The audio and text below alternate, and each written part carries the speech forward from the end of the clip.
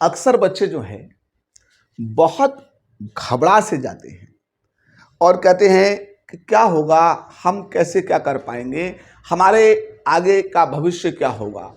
ठीक है, लोग इसे देखते हैं उसे देखते हैं, तमाम एक दूसरे को पूछते हैं। तो उनके लिए कुछ मैं मोटिवेशनल शब्द बोलना चाहता हूं। आपने कभी क्या किसी एक पत्थर को देखा है? देखा है? हाँ देखा है। ठीक है, वही पत्थर का एक उदाहरण लेके दिया जाए तो देखें भाई, बहुत ध्यान दें। बिना संघर्ष कोई महान नहीं होता। बिना संघर्ष कोई महान नहीं होता। बिना कुछ किए जय जयकार नहीं होता। बिना संघर्ष कोई महान नहीं होता। बिना कुछ किए जय जयकार नहीं होता। जब तक नहीं पड़ती हथौड़े की चोट, जब तक नहीं पड़ती हथौड़े की चोट, तब तक कोई पत्थर भी तब तक कोई पत्थर भी लोगों के लिए भगवान नहीं होता। तो इस बात को ध्यान में रख के संघर्ष तो हमें क्या है करना पड़ेगा, अगर अपनी जय जयकार और महानता को दिखाना है। ठीक है भाई, तो आगे से आप क्या करेंगे, थोड़ा सा खुद को संघर्ष में डालिए और फिर देखिए आपका जीवन सफल होगा। चलिए, मैं आपको केश नली में द्रव के उन्नयन की ऊंचाई के सूत्र का निगमन करते हैं। पिछली क्लास में मैंने बताया था आपको कि केश नली क्या होती है, केश नली का केशिकात क्या होता है और केशिकात की वजह या केशिकात का जो कारण था वो क्या होता है।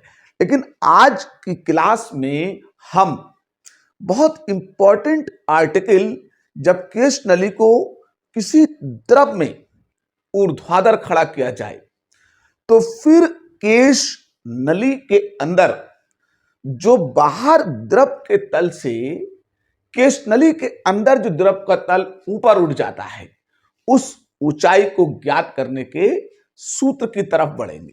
लेकिन इससे पहले अगर आपने चैनल को सब्सक्राइब नहीं किया है तो प्लीज आप चैनल को सब्सक्राइब और लाइक कीजिए और फिर इस सूत्र को सीखने का एंजॉय कीजिए। तो आज का हमारा जो मेन टॉपिक है वो केश नली में द्रव के उन्नयन की ऊंचाई का सूत्र है। तो देखिएगा, ठीक है, मैं केश नली में द्रव के उन्नयन की ऊंचाई, केश नली में द्रव के उन्नयन का सूत्र निकालेंगे। कोई मुश्किल नहीं है, छोटे छोटे से कॉन्सेप्ट हैं, जरा ध्यान दें। एक स्मॉल आर त्रिज्या की केश नली को मैंने इस बर्तन में भरे द्रव में ऊर्ध्वाधर खड़ा किया है। तो ये जो बाहर है ये द्रव का बाहरी पृष्ठ है और अब अंदर केश नली में बाहरी पृष्ठ से द्रव इतनी ऊंचाई तक ऊपर उड़ गया है। तो इस ऊंचाई जो मैं निशान लगा रहा हूं, ये ऊंचाई जो है ये द्रव के उन्नयन की ऊंचाई कहलाएगी और इसी ऊंचाई को हमें ज्ञात करना है। चलिए ठीक है, अब ये जब द्रव केश नली में ऊपर चढ़ा तो ये केश नली की दीवार है, ये द्रव का पृष्ठ है, तो ये स्पर्श बिंदु हो गए। क्या हो गए? स्पर्श बिंदु। और जैसे ये मार्कर है ना, बिल्कुल केश नली में द्रव के पूरी परिधि पर स्पर्श बिंदु होंगे। पूरी परिधि पर क्या होंगे? स्पर्श बिंदु होंगे। तो मैं किन्हीं दो स्पर्श बिंदुओं पर, ठीक है, तनाव की रेखा को खींच के दिखाता हूं। तो देखिए, ये मैंने इस स्पर्श बिंदु पर तनाव की रेखा खींची और इस रेखा को मैंने, ठीक है, आर पार कर दिया, आर पार कर दिया और ये द्रव में डूबे हुए ठोस के तल पर स्पर्श रेखा खींची और इस रेखा को आर पार कर दिया। तो हमने क्या देखा ना कि ठीक है, जो इसमें तनाव था, ये तनाव टी, ठीक है, तो ये स्पर्श कोण थीटा के कारण, अब इस थीटा को मैं यहां दिखा देता हूं, क्योंकि भाई जब दो तिर्यक रेखाएं एक दूसरे को काटती हैं तो इस शीर्ष सम्मुख कोण आपस में कैसे हो जाते हैं, बराबर। वैसे तो स्पर्श कोण ये अंदर बना हुआ है, लेकिन इसे मैंने बाहर को बना दिया है। अब वो यही काम मैं इस बिंदु पे करता तो वो इस तरह से ये आता, तो ये हमारा इस बिंदु पर तनाव कहलाता। अब क्योंकि तनाव एक सदिश राशि है और सदिश राशि दो तलों के बीच में काम कर रही है, इसलिए ये तनाव दो घटकों में टूटेगा। एक थीटा के साथ वाला, तो वो थीटा के साथ वाले जो घटक होंगे वो हमेशा, ठीक है, कॉस थीटा में होते हैं, तो ये टी कॉस थीटा, और इसके लंबवत जो घटक होगा वो क्या होगा, टी साइन थीटा होगा। यही काम यहां पर भी होगा कि टी साइन थीटा इधर को होगा और टी कॉस थीटा ऊपर की तरफ होगा। थोड़ा सा चित्र टिपिकल लग रहा है, लेकिन बहुत बेहतरीन कॉन्सेप्ट है सीखने के लिए। तो आपने क्या देखा है, ठीक है, कि अब जैसे इस मार्कर को आप केशनली समझें और इस द्रव्य में डुबाएं तो हर तरफ ऐसे करके टी कॉस साइन थीटा इधर की तरफ आएंगे, तो वो एक दूसरे को बैलेंस कर लेंगे, विपरीत और क्रिया रेखा एक ही होने के कारण। लेकिन जितने भी टी कॉस थीटा होंगे वो सारे के सारे क्या होंगे, ऊपर की तरफ होंगे। जैसे मैंने ये दिखाए हैं, वो सारे के सारे टी कॉस थीटा ऊपर की तरफ होंगे। तो वो क्या करेंगे, जो द्रव केश नली में भरा है ना, उस द्रव को, ठीक है, एक साथ जुट्टा बना के पकड़ के खींचने की कोशिश करेंगे।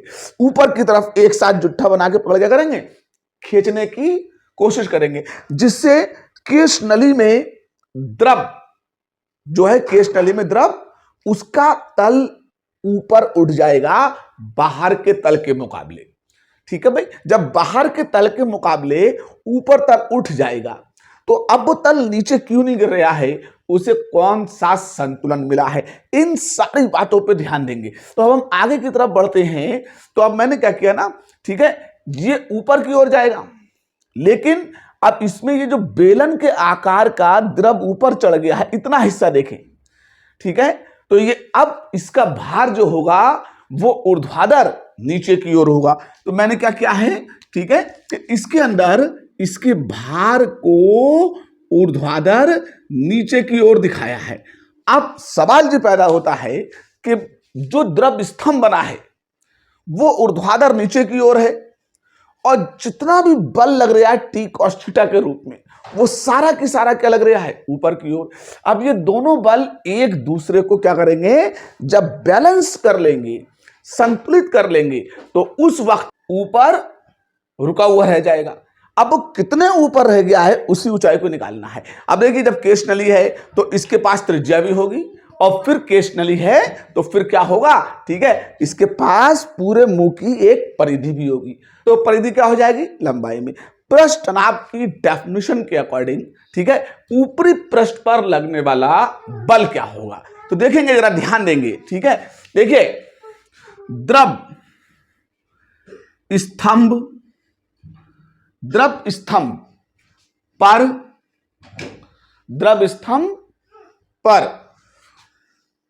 ऊपर की ओर बल निकाले, तो बल F बराबर T इंटू एल होगा। अब F बराबर T इंटू एल होगा, तो L क्या लगेगा और T क्या लगेगा। देखिए, T तो ये था, जो T इन दो घटकों में टूट गया, जब ये टूट गया तो ये तो खत्म हो गया। अब बचे कौन कौन से दो, एक टी कॉस थीटा और एक टी साइन थीटा, जिसमें टी साइन थीटा इस वाले ने इसे रोक लिया, तो बचे कौन से अब टी कॉस थीटा ही। तो टी की जगह पे क्या लगेगा आपका, टी की जगह पर टी कॉस थीटा लगेगा। तो आप क्या करेंगे, टी की जगह पर घटक टी कॉस थीटा लगाएंगे। अब बची लंबाई, क्या बची, लंबाई। तो भाई अगर आपके पास कोई लंबी चीज है और उसे मोड़ के एक गोला बना दे, तो वो लंबाई कहाँ बदल गई, परिधि में। जब वो लंबाई परिधि में बदल गई, तो अब जब परिधि में बदल गई तो लंबाई क्या लगेगी, परिधि। और किसी की भी परिधि हो वो क्या होती है, 2 पाई और r होती है। तो इस तरह से, ठीक है, केश नली में आपका जो भी है द्रव, तो उस पर ऊपर की ओर नेट बल इतना लग रहा है। अब द्रव स्तंभ जब ऊपर चढ़ गया है तो फिर उसका भार कहां लगेगा, जो पृथ्वी खींचेगी ऊर्ध्वाधर नीचे की ओर लगेगा। तो अब द्रव स्तंभ के भार की तरफ चलते हैं। तो आपने क्या किया, द्रव स्तंभ का भार निकाले, और भार किसी का भी हो तो वो W बराबर mg होता है। अब g उसमें क्या होता है, गुरुत्व त्वरण, और m उसका द्रव्यमान। अब m द्रव्यमान है और g गुरुत्व त्वरण है, तो द्रव्यमान को आप तोड़िए आयतन इंटू घनत्व में। तो आप m के फैक्टर को जब b इंटू डी में तोड़ेंगे आयतन इंटू घनत्व में, तो W बराबर v इंटू डी और g हो जाएगा। लेकिन अब द्रव स्तंभ का आकार कैसा दिख रहा है आपको, भाई द्रव को तो जिसमें रखा जाता है उसका आकार ले लेता है। तो अब द्रव को इसमें रखा है तो इसका आकार कैसा है, बेलन जैसा। तो द्रव स्तंभ का आकार भी क्या हो गया, बेलनाकार। और बेलन का आयतन कितना होता है, ठीक है, pi r square h, pi r square h. तो ये जो आयतन है, आयतन, इसकी जगह पे आप क्या लगाएंगे, पाई स्क्वायर एच। तो फिर आपका W ऐसी रहेगा, पाई आर स्क्वायर एच डी और जी आ गया। तो ये जो निकल के आया है ये द्रव स्तंभ का भार आ गया है। अब नली में भरा द्रव ना तो ऊपर और चढ़ लिया है और ना ही नीचे गिर रहा है। इसका मतलब ऊपर की ओर जो नेट बल था उसने द्रव स्तंभ के भार को संतुलित कर लिया है।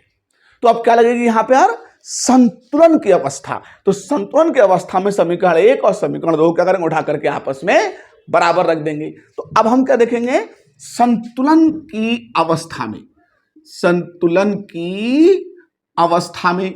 तो जब हम संतुलन की अवस्था में पहुंचे तो हमने क्या किया, जो हमारे पास नेट बल था उसे भार के बराबर रख दिया।